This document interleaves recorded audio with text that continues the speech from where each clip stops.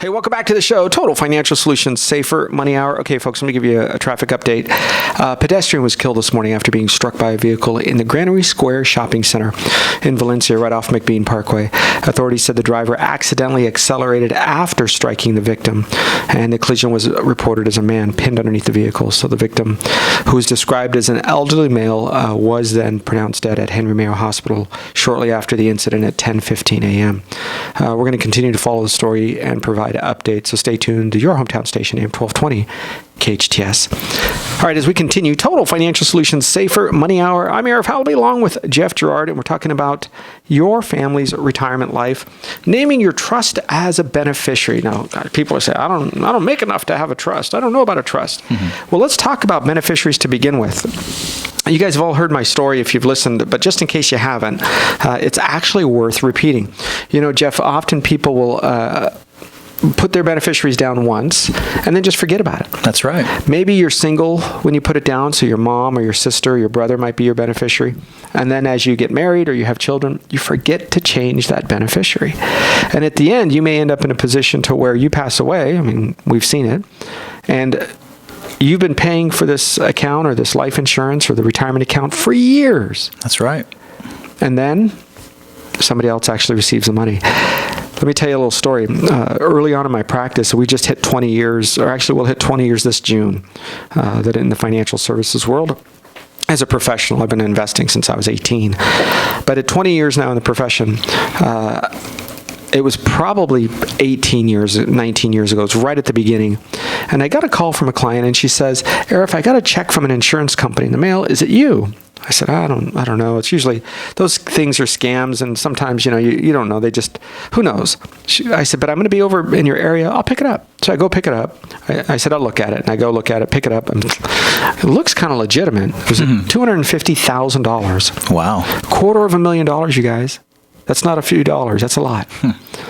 And I said, you know what? Let me take a look at it. So I took the check, went back to the office. This was, I think, on a weekend. I went back to the office on a Monday. And I start making phone calls. Come to find out, she was married over 25 years earlier. And she had a husband. She was, I think, 18 or 19 when she was married. Her husband was 19 or 20. And they were married for a very short period of time, about a year and a half, 2 years. Okay. Maybe 3 years, but a very short period of time. Well, within that time, he got a job with the city of Los Angeles. And, they give you that free insurance. You sign up for your benefits and all of that. Well, that's right. He put down his wife as his beneficiary for the free, I think it was, let's say, $50,000 life insurance. Well, they broke up, separated, divorced, and moved on to separate lives. They had children, their own lives, remarried. Life was good, completely separate family. Never saw each other really again. She was close with his mom still, but just disappeared. So then she now gets a call, and in that call, or she gets this letter in the mail, and in that letter it says, you're the beneficiary. Well, the whole time when this gentleman had passed away, he was increasing his life insurance, thinking his new wife and children were the beneficiary. Wow. And so he passed away 25 years later. And the wife is going, well, where's the money? We had life insurance. And so the ex-wife, since she is the beneficiary, and at the time of the insurance, there wasn't any fraud being done, and the man forgot to change his beneficiary. The beneficiary was the ex-wife. Now, there's something unique about life insurance money that's a little different than, let's say, 401k money. That's right. It's tax-free. Bam. Can you say that on the radio? Lump sum. Bam. Tax-free. Bam. Tax-free money, $250,000, like winning the lotto. Pretty much. And you receive that money, except the lotto is taxable. So what do you think she did? Well, because she has a choice. The ex-wife has a choice to say, no, thank you. Then the insurance goes back into the estate, and then it would go to his wife and kids. So what do you think she did with it? You guys, raise your hand if you think. Yeah, of course. Come on now. What would you do? I know many of you. She did the right thing. She did she kept the money, folks. Oh, what a way to find out. She kept $250,000 to somebody she was, somebody she was married to 25 years earlier. Her new husband is like, oh, that's cool, thanks. Yeah. Never met the guy. They had gone their separate ways. And So a long time has passed, and it doesn't matter. If you have not checked your beneficiaries, and many ladies or men, you guys have plans, insurance plans, before you met your spouse. And it could be, believe it or not, the ex-girlfriend that he lived with. And guess what? Every once in a while, occasionally, he'll say, well, it was a long time between that girlfriend and my wife, and I told her we never lived together, but we kind of really did. And they played house enough to where they ended up putting down the ex-girlfriend as a beneficiary. And yet, in reality, that lady hasn't been around, for decades. So be very careful. Usually it's the mom and the sisters. Usually that's what I find, or the dad. So double check the beneficiaries. I know you guys all think that, it mostly is going to come from policies that they had or retirement accounts that they had prior to knowing their current spouse. That's number one. Number two, it's going to be from jobs that they had before they knew you, if they are still employed with the same place or a subsidiary. Like GTE, the phone company, was bought by, I think it's Verizon, and then LA Cellular was bought by, right? AT&T. So there's been some movement, and those plans often morph through and they carry the beneficiaries. Now, we have found sometimes, Jeff, that there aren't any beneficiaries. That's right. And that's one of the more common things that we find versus the incorrect beneficiary is you're filling out your forms at work. And this happens a lot of times with, someone maybe in the early years of working, they don't really have anybody as they're, trying to just start their financial life and their career.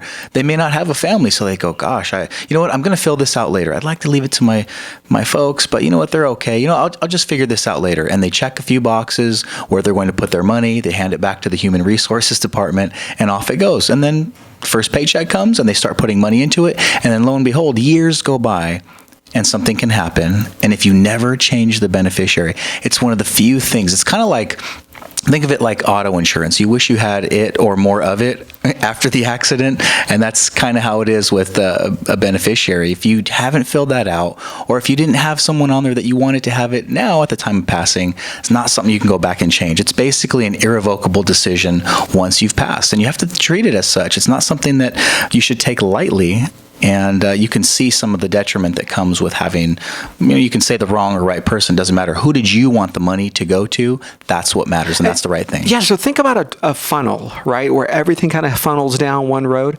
That funnel, if you have a plan where you're funneling everything down a system, and that the mouth of the funnel, like the narrowest part, is it's all coming down, consider that like the living trust. So if you have a revocable living trust, one document, and you want to change or add beneficiaries or modify, then it's one document, that's it.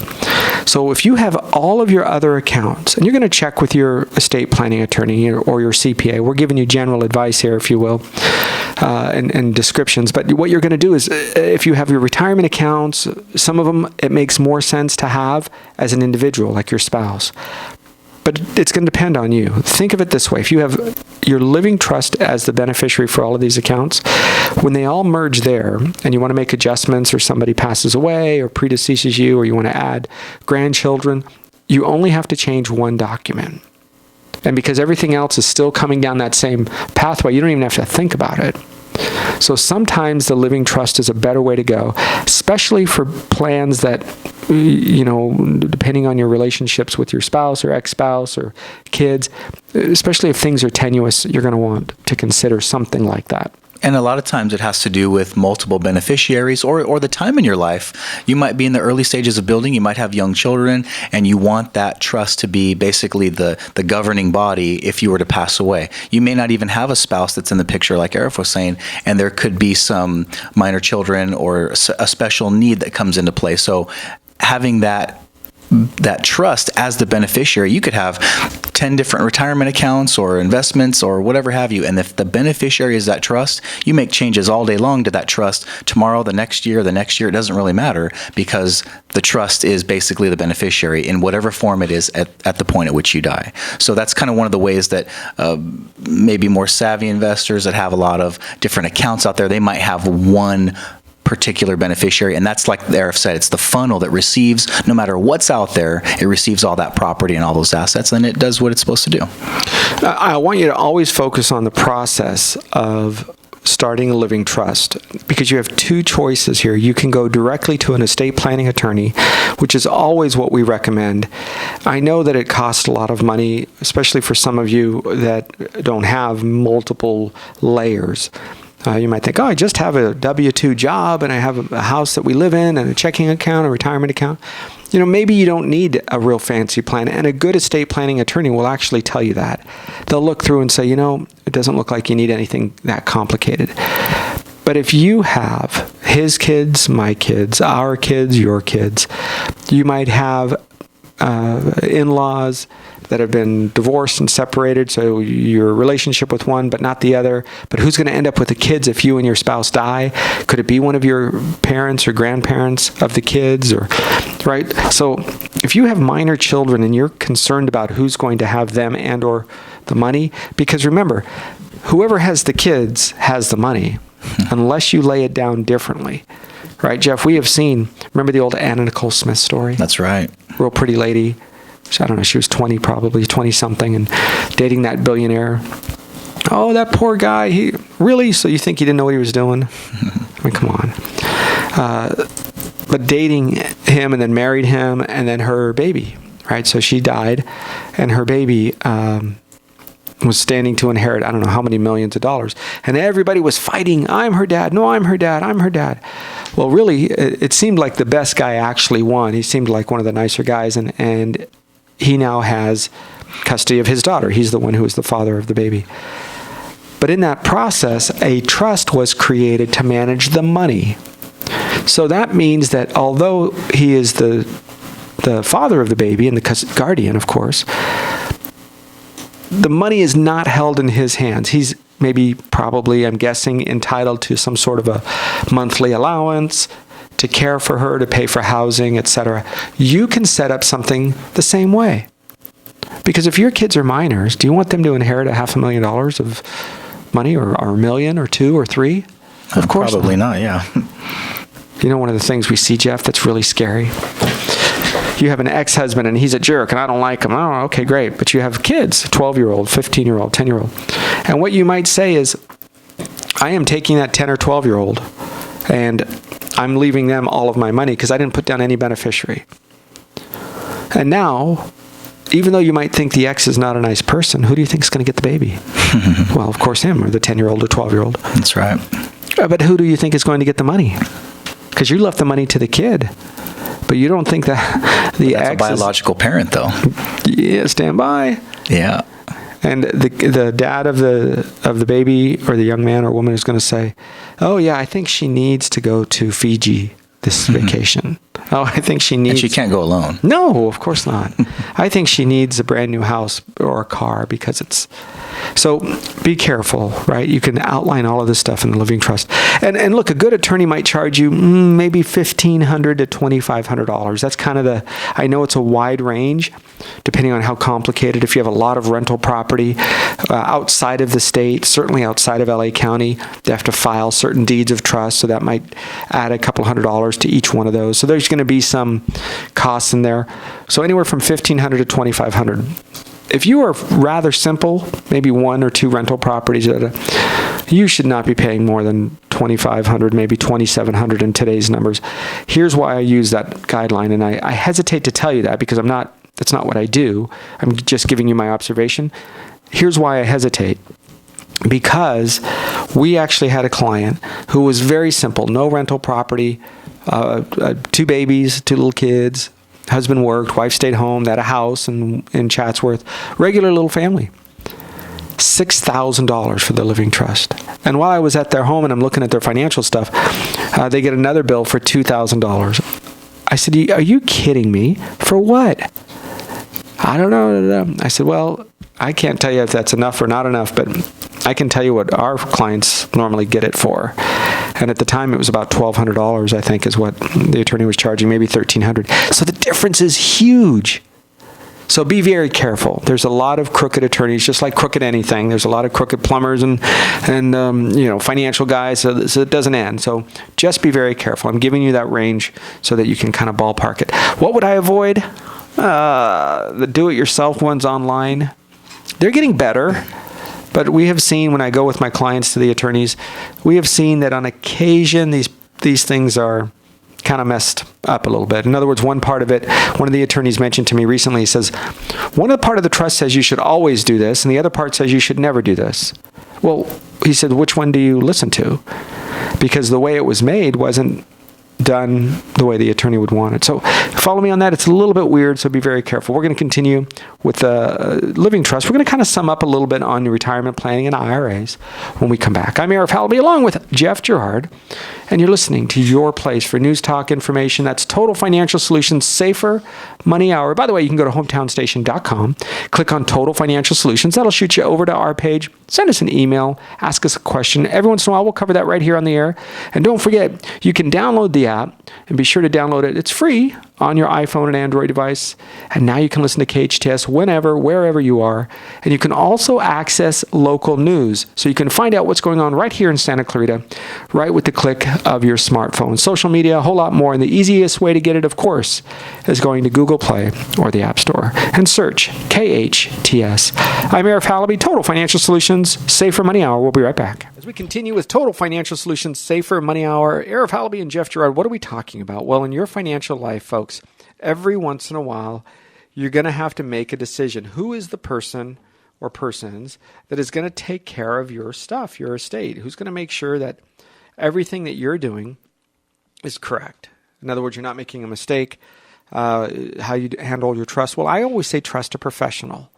There are some great do-it-yourself people out there. They can, fix their garages and their cars, and then go in and manufacture, stuff on what do you call that thing? A drill press. Mm-hmm. All that really fancy equipment in a garage. But if you're going to manage a trust with all of the rules, responsibilities, obligations, forms, taxes that have to be filed, make sure that the person you put down who is going to handle your living trust when you pass away, the executor is going to execute your wills, make sure it's somebody that you can trust, somebody who, I almost say somebody you don't like, because they're going to really curse your name probably 3 or 4 times when they have to do inventories of all the stuff in your house, when they have to file forms and meet with CPAs and lawyers and file tax forms, and then another one, and right? I mean, distribute money. These are not easy things to be done when you are a executor of somebody's trust and will. So I share that with you because there are professionals out there. You can go to various banking institutions, whether it's Wells Fargo or Chase Bank, Union Bank. They have their own professionals. Now, they are not cheap. They have minimum fees. They have a percentage of the assets, 1%, whatever it might be. So you're going to end up paying a lot of money. If the estate is large enough, there's a lot of things to do. There's reasons that you want somebody on top of it. Great.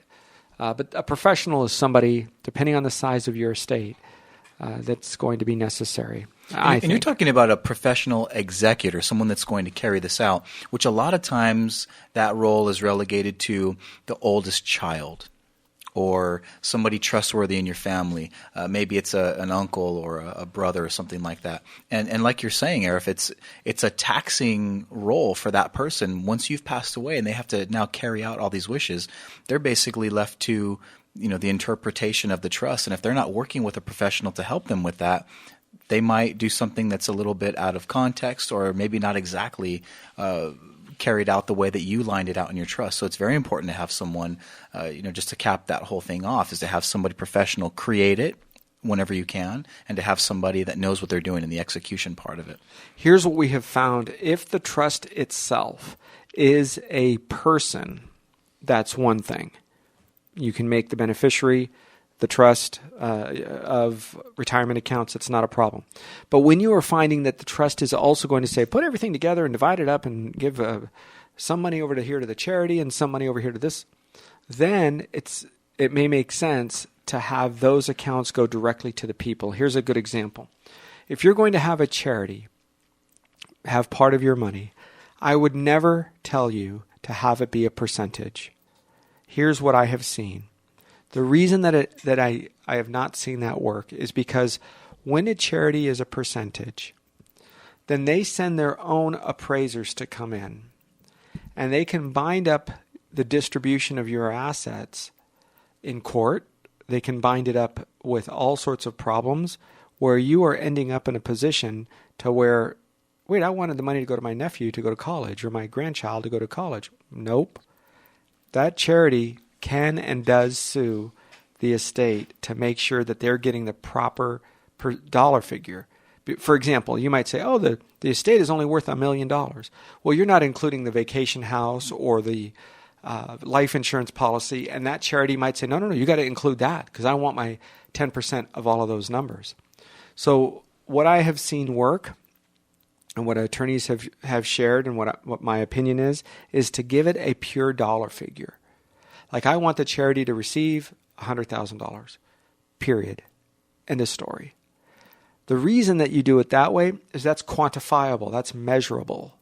100,000, done. There's no question as to what 100,000 is it right? It is what it is. If you're going to leave money to a charity, do your best to not make it a percentage. I've not ever seen that work out well because the charity sends its lawyers. There are literally lawyers on standby with these organizations to go out and to attack the distribution. It's a little weird, huh? You think, well, God, just be thankful. You would think so. And you have to remember this. A lot of times when we have these charitable acts, these gifts carved out in our trust, we have a certain dollar amount in mind. So I love what you're saying, Arif, is to have a dollar amount that you state, because over time, what you set that up maybe 10, 20 years ago, and your estate has grown in value, hasn't it? You may have acquired new assets. Now that you start to see that fixed number that's a percentage start to grow within itself because it's now attached to a larger estate. So that number that's defining, it's never questionable. It says 100,000 or whatever number you put down, that's uncontestable, and that's just the way it goes. Yeah, and then those dollars will go where you want them to go. I think that's an important part of it. Your goal is to have the money go and do what you want it to do and not be tied up paying lawyer fees and court fees, because that's what happens. You realize that your trust that was going to be spending money and giving money to charity or to your children or grandchildren is instead now going to be paying for trust lawyers. And don't all those people in some cases get paid before the actual people you intended to get all the money? All day long. Yeah. The lawyers get the money first, okay? Just what I've seen, a little bit of a caution, making sure that you don't make big mistakes. And just remember this, in your accounts, you want professionals. And I think if this is retirement and that is coming come heck or high water, let's have some security, let's have some safety, and that's what we do. Total Financial Solutions is about protecting your principal. It's about getting you reasonable rates of return, keeping your financial life simple and not all these crazy ups and downs with the market. That's what we do. If we can help, you go to hometownstation.com, click on Total Financial Solutions. I'm Arif Halaby along with Jeff Girard. As we continue next hour after the top of the program, you'll get a chance to learn more about what we talk about. Financial life, it's yours. Stay tuned as we continue. Remember IRAs. Don't forget retirement accounts. Your individual retirement accounts are your money. So are your 401ks. Make sure you protect them. Make sure your beneficiaries are who you want them to be. And don't forget, you can update those with one form or one phone call directly to those folks. Thanks for listening. I'm Arif Halaby. That's Jeff Girard on your place for news, talk, and information. This is Total Financial Solutions Safer Money Hour on AM 1220 KHTS. KHTS, Canyon Country, Santa Clarita. It's 1 o'clock, time for KHTS National News powered by CNN. KHTS.